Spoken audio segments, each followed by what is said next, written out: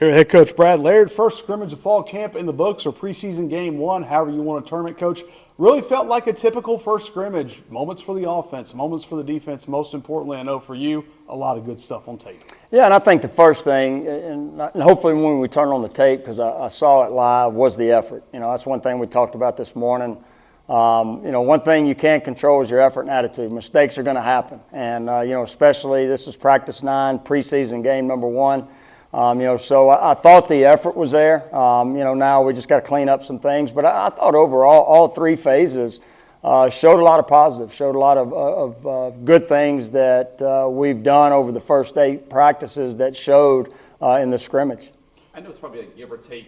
You see one side do really well, but you also see the other side. And, I think we look back at that the red zone stop down at the basically 1 yard line where the defense kind of gets that stop. Specifically on the defense first, you see a stop like that, those guys get fired up. The D-line played exceptionally well today, especially getting to the backfield, right? Is that what you kind of saw? Yeah, when you talk about, when offense makes a good play and, what does that mean for the defense and vice versa? I told the guys this morning, this is the only level you don't have the opportunity to scrimmage somebody else. That's why I call it preseason game number 1, because that needs to be our mindset. If there was another opponent over there, the mindset would be different. So that's how we needed to approach this, because, this is, in order for us to get better, it's got to be Northwestern versus Northwestern. So you're going to have those. You're going to have, offensively do well, defensively do well, special teams do well. And, the thing that you hope is that you see enough balance in that, but also you learn from the mistakes that you made. That's the most important thing. And so, our guys have done a great job of, preparing and learning the first 8 days, and I don't think this will be any different. Thought certainly, you talked about the short memory defensively. Tough play on the third play of the scrimmage that goes for a 68-yard touchdown. They bounced back. Talked about the red zone stops. A good play on the 2-minute drill to end it with a turnover. So, 1 2-minute drill ends in a touchdown, 1 ends in a turnover. And again, kind of that down the middle, good things from both sides. This happened practice 5 or 6. We had a situation where defensively came out strong. Had all the momentum early. Offense was able to overcome that to be able to put some positive things together the rest of the practice. Fast forward to today, the same thing. Offensively came out, a couple touchdowns in the first couple of series, and then defense was able to regain their composure. And that's what you want to see. One thing we talk about is adversity. Adversity is going to hit. Adversity can be somebody get hurt, can be a touchdown, can be a turnover. How do you respond? And that's been very gratifying to watch this team be able to respond to adversity, because we've preached it. Our players have preached it, and it was good to see. You've got some pretty special people here. Barry Rubin spoke to the team. You've got multiple Super Bowl winners back this weekend. I think we all know a little bit of it. What is the value that hearing from those that you hope your players get out of that? Well, we've done family meetings every night. Family meeting is coaches and players get up and just share what's on their heart, their journey, because people come from different backgrounds, different places to ultimately get to Northwestern State and be amongst the team.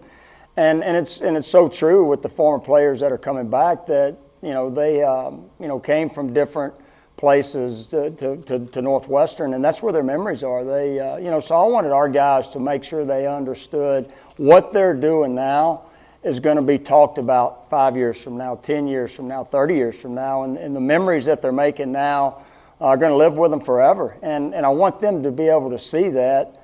When you look at former players that come back, Barry Rubin, 3 Super Bowl rings, Bill Johnson, Super Bowl rings, Petey Payroll, NFL. I mean, there's so many guys I could name. And I want to name Gary Morgan, J.P. Dunbar, and Petey Payroll, because they started this when I first got hired, getting the former players back. So I appreciate them. But, it's good to be able to interact with our current players, with our former players, and understand that's going to be them one day. What will the 2023 season look like? What will they be remembered for? And they'll be talking about that in years to come. And special, and I know when he shows off that Super Bowl ring, everyone here has that common goal of getting that ring and seeing that and knowing that that's where he came from, is here and got to that point. I know it means a lot to to those guys, and especially the coaching staff too, of you see somebody from this area go and achieve those things, and you know that that dream is more accomplishable. It is. I mean, it's, no matter where you come from, no matter what high school, what college, the opportunity for success is going to be there. Now, we can't write the script to say what that success is going to be in. Is it going to be Super Bowl rings? Is it going to be the CEO of a business? For our guys to be able to see that their dreams can come true from where they are. Be where your feet are. Your feet are here. Enjoy the moment and take advantage of the moment. Take advantage of opportunities. Through those family meetings, we've heard so many times how quick football can be taken away. And so the importance being, take advantage of every opportunity you have. Take advantage of every day you have. And our guys have done that. Man, our guys have been great. Has every day been perfect? No. But man, they strive each and every day to make themselves better. And I always say, you become better that day collectively. We're going to be better as a team if everybody does that. And our guys have done that. Back on this, when now that you get a chance to actually look at a film of offense versus defense, you get a chance. Now it's almost time that you guys can really kind of put everything to the film back on the practice field and say, all right, now our next step is we can kind of take that next step just like you guys are preparing after a game. No doubt. And that's one thing we said, first time with officials. Disappointing thing with that, in about 70 total plays, we had 6 penalties, but 5 of the 6 were discipline penalties. 5 of the 6 were pre-snap penalties. Penalties that we can avoid. And so, that's something that we'll be able to look at and talk about and be able to clean up. But, when you're in, 70 live play situations with officials, you're able to see, start moving guys around, who fits where within what we want to get accomplished offensively, defensively, and special teams. And speaking of special teams, I want to talk about Brett Money and Evan Kern, 3 for 3 on field goals, 3 for 3 on extra points.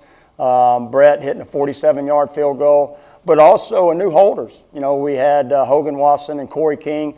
Great job holding, along with Sawyer Benson and Andrew Barnhill snapping. Usually don't bring those up until something's negative happened, but it was good to see because we put a lot of work into that. It's hadn't always been good throughout the first 8 days, but it was good to see them put everything together today in the scrimmage. Coach, thank you.